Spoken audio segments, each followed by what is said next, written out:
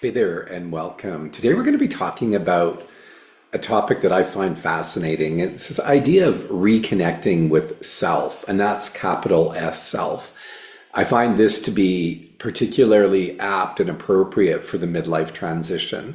So if you like this content, feel free to subscribe, to comment, to share, and of course, to like. All right, let's move into this. I'm going to start with a little bit of a personal story.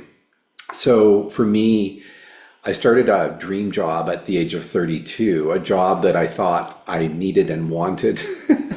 And I was elated when that happened. It was after a decade of a lot of struggling, trying to figure out, where I was going to go with my life, returning to university, and a whole bunch of other challenges and variables along the way, and a lot of growth as well. So I ended up in this job, and within a few years, I realized that, it wasn't actually resonating with me on a lot of levels. And so I ended up in this unexpected spiritual journey through my love of yoga. I embarked on a yoga training program, and within a matter of weeks within that program, I realized that I was in a bit of a journey. And later I would understand that to be a spiritual journey, which I've now been on for 3 decades. But had anyone at the time told me that that was what was going to happen, I would have fled and ran in the opposite direction. So there's an interesting paradox here, what I've learned, and I've experienced this in many aspects of my life over the years, including running a yoga teacher training program where I worked with and certified aspiring yoga teachers. What I realized is that we often know what we want, but we don't know what we need. And that's a paradox. When we start to delve into what our needs are, this is when we can really start to shift, change, and evolve. And in midlife, for men in particular, this is a time when this work is essential. What is it that we are actually needing to make this transition meaningful and purposeful so that we're going to live the best life and the next stage of life to the fullest degree possible? So when I was in this job and doing this work, there were signifiers that I wasn't completely satisfied. So I wasn't connecting to my authentic self. And this included a lot of consumption of alcohol, of a lot of casual relationships, not letting myself settle down, settle in, and a lot of volatile emotions, anger and frustration being front and center. I know I was known as the angry guy, certainly within my family, but then in the workplace as well, which in hindsight is pretty awful. But that's where I was and what I was all about. I was in such a place of despair and misery that I actually thought that happy people were faking it. I didn't believe that anyone could truly be happy. How could anyone not be as miserable as me? That was how steeped in this energy I was. Over the years, I was able to heal, to grow, to love myself first and foremost, and then to expand that outward. And that's been a godsend for me.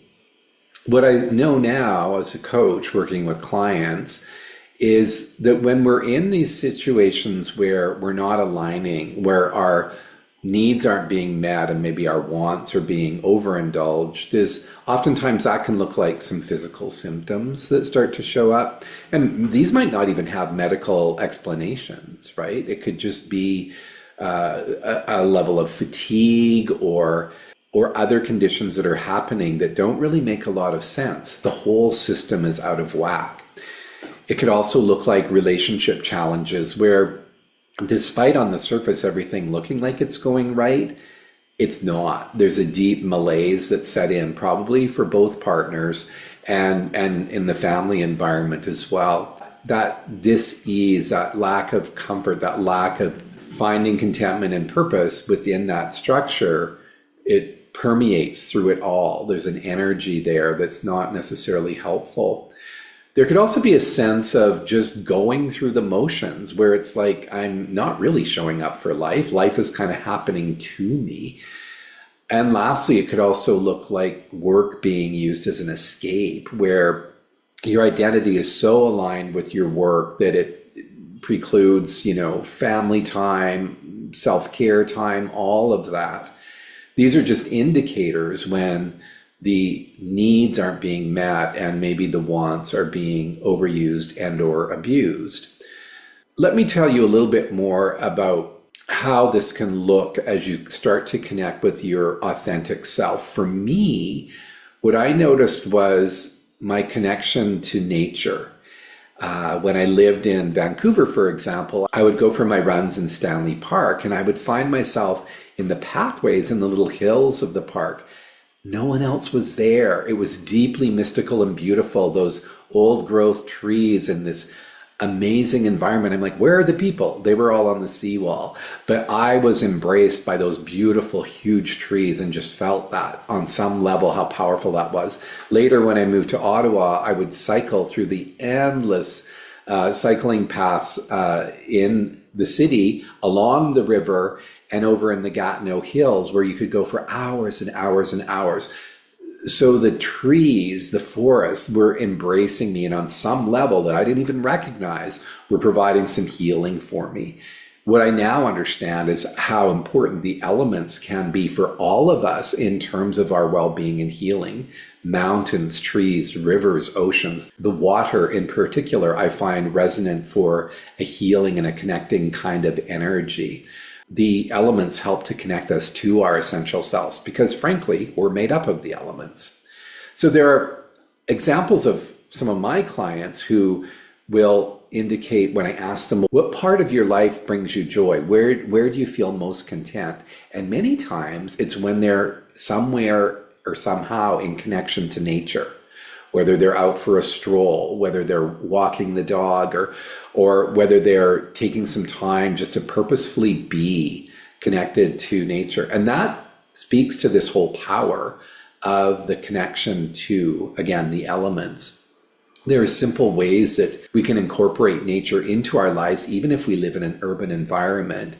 More and more cities are making abundant green space that we can connect to. So find a local park that really resonates with you. Most cities are built along some sort of waterway. So maybe there's a river that you could go and be next to and just feel that connection of the flowing of the water. Maybe you're in a more hilly or mountainous region where you can get into the hills and just connect with the rocks, that intensity of the beautiful, pristine nature that way. So whatever works, however it works, do your best to explore that part, because it could be a need in you that you're not recognizing that would help in many, many ways to give you a little bit of balance. And again, a little bit more connection to that authenticity that we are ultimately striving for in midlife. One of the things that many of us need more of is stillness in our lives. What I've learned over the years through my practice and through my teaching is that in stillness, all of the answers are found. But how often do we give ourselves a chance to be still? My journey with stillness started with my yoga training. And ironically, in that first training that I did, they didn't really teach meditation all that well. And they certainly didn't teach us how to teach meditation. So I was curious. So I did do a meditation course with another fellow shortly thereafter. That too didn't really resonate with me. So effectively, I was self-taught. I taught myself how to meditate, how to sit in stillness, and just allow my mind to get more and more quiet over time. And this was really, really powerful. And over the years, what I've learned is that many of us struggle with that. For me, it was a bit of a gift. I think it was because of the alignment of where I was meant to be, my dharma, my purpose in terms of doing this work. But many of us do struggle with meditation, and even those who are seeking to be yoga teachers, for example, a lot of them struggled with that daily personal practice.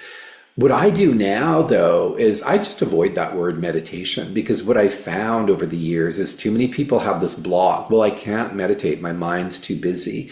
And for clients who I'm working with who are in their midlife, oftentimes that can be one of the main objections. So I introduce it very simply. I invite them to just take some time to close their eyes. And we do this actually at the beginning of every session. I'll invite them to close their eyes and just begin to breathe more deeply through their nostrils. There's this technique we use called ujjayi, and it's a very soft contraction of the throat. It's like when you steam up a mirror or your glasses. I create that steamy breath with that soft contraction. That's what ujjayi is, that soft contraction. Your eyes are closed, you're inhaling and exhaling through your nose. There's a smooth and steady flow, and it creates a soft sound. It's often called ocean sounding breath. I give that experience to clients for a minute or two, and then they're like, oh, exactly. So you just did a little bit of breath meditation. You used your breath as meditation. It doesn't have to be this big mystical thing. You don't have to turn on an app and be led through some series of guided meditation. You can work with your breath. The breath can be the best vehicle for meditation. The other thing that I recently included in my work, as both first as a student of this and now as a coach of it, is positive intelligence. And in positive intelligence, what we do is take time to sort of get out of the chatter of the mind and to get into the body. So what we want to do then is use simple techniques to mirror and echo these mystical techniques of meditation. And anyone can do it. And that's what I find most apt and appropriate for men I'm working with in their midlife transition.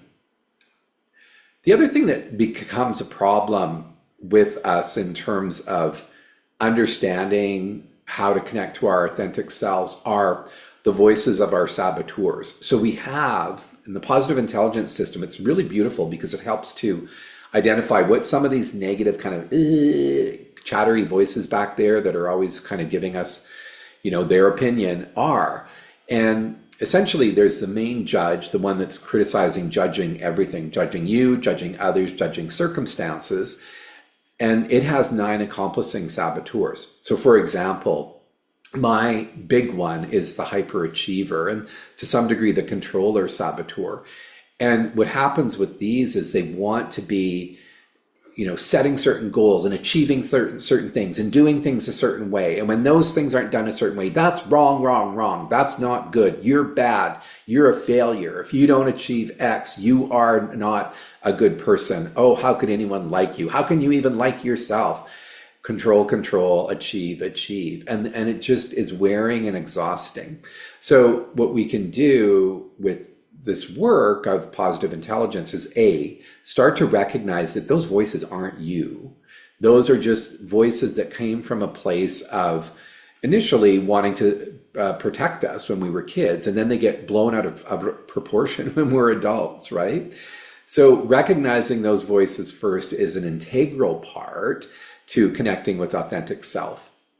And then what we want to do is also recognize, and this was a challenge that I had when I started to deepen my journey, is that direction that I'm hearing. So if I'm in meditation and I'm seeking clarity on maybe a question, that's one way you can use meditation, right? For contemplation.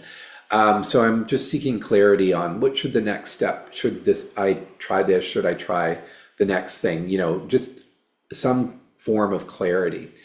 And then being able to trust that initial impulse. But in the early days of it, it's like, is that my higher self, my authentic self speaking, or is that the ego? And this is just something, a muscle that we build. And again, this is where positive intelligence can be really, really helpful, because positive intelligence is all about building mental muscle. So when we teach ourselves to get out of the chatter of the mind, the brain, and to get into the body and be still in the body for as short as 3 breaths, that's 10 seconds of time, shutting down the chatter, being in the body, and that just creates a gap. It creates a pattern interruption that we can then kind of go, oh, okay, and then understand a little bit more clearly, move back into whatever the situation or discussion or decision we're trying to make is, from a greater place of clarity. And when we know that we're being chatted at by those saboteuring voices, for example, we can shut them down. We have that strength, and then we have that clarity. And eventually we get to that point where we understand This is my authentic self speaking to me. This is where I need to go. I intuitively feel that. I just put my hand on my heart when I said that, because it's very heart centered. It's not the logic, rational, especially left brain, know it all, analytical kind of thinking. It's more intuitive, heartfelt kind of deep knowledge. So some examples of how do you do this when the saboteurs are just having a heyday, and maybe there's a choice or decision you're trying to make, and you realize, oh my gosh, I've got all these competing narratives in my head. You can just stop, pause, get into your body, do some simple PQ reps, feet on the floor, seat in the chair, watch the body breathing for a few rounds, maybe take some deeper releasing breaths first, rubbing your fingertips together. Automatically, you're going to be in sage mode. And then from sage mode, you can use a number of steps. You can first look at explore. Well, let me explore this topic a little bit more fulsomely. What might I be missing here? And then you can look at innovate. Oh, maybe I can do this. You can do a little brainstorm. Get out of the box that you're in that's holding you trapped. And then maybe you can explore, well, what in the grand scheme of things at the end of my life, if I were to look back on this, what would be an essential part of why or what the next step should look like? So we get rid of all the chatter, all of the unnecessary stuff. And then we can make a clear decision. And the thing is, when we understand that we can never control life, the controlling saboteur is going to always try to have you think that you can control life. You can't.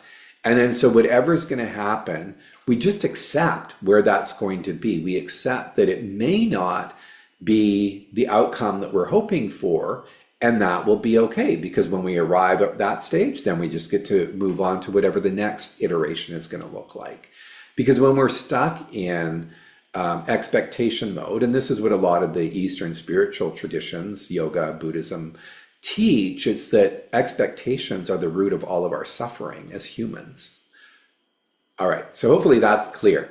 I want to also now talk to you a little bit about how this looks in practical terms with clients. So a client of mine, I'm just going to call him James, was on a fast track to becoming the peak position for the organization where he worked. So he was the big guy, the CEO. And in that role, he was driven largely, as he tells me now, by his saboteurs, the stickler, the controller, the hyperachiever, all at like 10 out of 10 levels, just pushing him. He burnt out. That collapse was identified by a medical professional who said, you need to be off work. His whole system shut down. When I met him months later, he was, on the road to recovery, thankfully, and was in therapy, but is realizing that therapy wasn't really aligning with what his needs were at the time. So we started working together, and in so doing, I introduced him to a lot of the energy work. My technique to coaching is very integrated. It's holistic. It involves energy work. It involves stillness, meditation. It involves the whole body, mind, and spirit. And so introducing him to some of these techniques, he quickly started to shift. And then with positive intelligence, he was able to see how those saboteurs had been playing with him and how they had pushed him. Now that his work relationship is over and settled, he's now in this place of being able to identify from an authentic place of self and being where he's going next. It's not entirely clear right now, but as I just said, he doesn't need to control that. He needs to understand he's moving forward, and that there are a lot of things aside from his own intention and drive that are aligning to move him to the next iteration of his being. He's a much happier person now. He's much more grounded and content. He's not driven by external reference points and checkpoints as to who he is and his identity. Another client that I work with is a survivor of prostate cancer. And when we started to work together, he was already over 2 years clear of cancer and was very happy about that. I introduced him to some different techniques as well. He had never really been involved with breath work and meditation. And so I wanted him to understand and see and experience how this deeper integrated approach to self will help him move forward in terms of the next stages of his life, because also he was looking at a career change while in the midst of all of this. And so when we worked together, we were able to explore the energy work to help to heal those energies in the pelvic floor, aside from the professional support that he was receiving from the medical care community. But this was more of an integrated approach to it, which he really, really liked. And he started to really light up, I saw, over the months we were working together. And just as of the last week, he has 3 years clear of cancer and is elated and is really, really excited to be moving on to the next stage of his potential and his midlife transition. So this holistic approach is so, so powerful. Not only does it heal the wounds that I was just sharing with you about those two clients, but it's actually some of the deeper wounds too. Some of the ones that we don't even realize are in there and have been festering for years and decades. Some of that family trauma stuff, for example, some of the issues of our childhood. So when we do this deep integrated work, we're helping you to become that authentic self, free of all of the baggage that has been maybe weighing you down in ways you weren't even conscious of.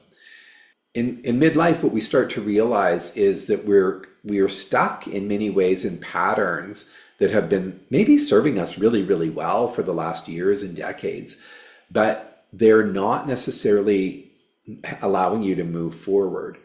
And so what we want to do is look at some of those and identifying that the tools that have served you well up to this point aren't necessarily the tools that are going to move you forward to the next version of yourself and the next iteration, the 2.0 or 3.0 version of yourself.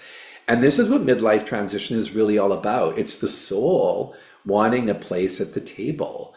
The ego has driven a lot of the conversation up to this point, and sometimes that's saboteur ego work. But what we want now is for that sage aspect of ourselves, that more authentic version of ourselves, to have more of a say in terms of where are we going. I want to be fully realized here. And that's not just about what I've done in the past. That's about becoming a more integrated whole. When life throws challenges at us, which it will, and sometimes this does happen in midlife, it could be health issues, it could be other things. For me, it was actually a bankruptcy due to the COVID pandemic. And these challenges really, from a sage perspective, a more integrated, more authentic self-connection perspective, can become gifts. So we can perceive the life's challenges that come at us as gifts. And that can be hard to understand at the surface. But when we start to realize that everything in life is neither good, bad, right, or wrong, they are all just experiences that we get to have. Some of them are going to bring a lot of strife, and some of them are going to bring a lot of joy. But the reality is we're going to have to face it all. So how do we do that from a level and grounded place without losing ourselves? So these challenges can be that opportunity to connect to the deeper authentic being. They help us to understand security from that place of deeper self-connection as opposed to external circumstances. So when we're deeply connected to authentic self, that's the most secure that we can be, regardless of what's going on out there. Many people who are very successful on paper and in terms of their income levels, their titles and such, if they're lacking that true authentic connection, they're no happier than anyone else who may be at the lower end of the economic ladder, but has that deeper integration, for example.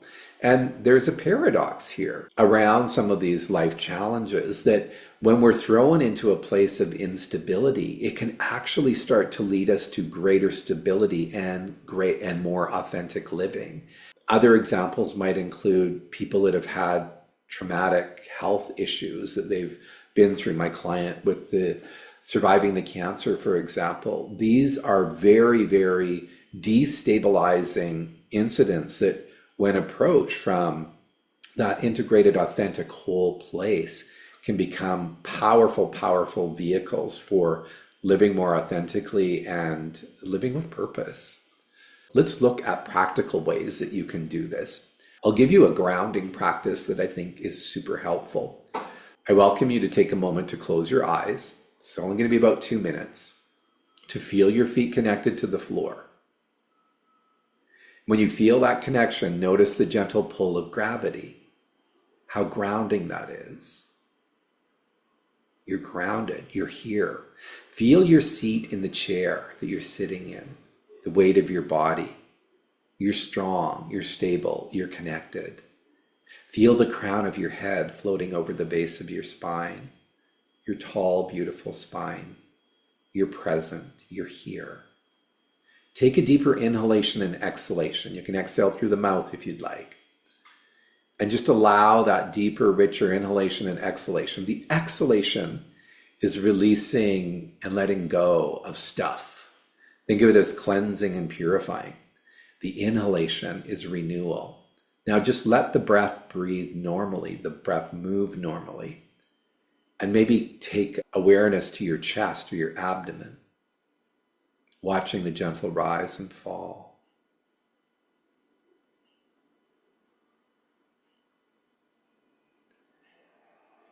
And then lastly, bring your index finger and thumb tips together and just gently rub them together with such awareness that you can actually start to feel the ridges of the skin.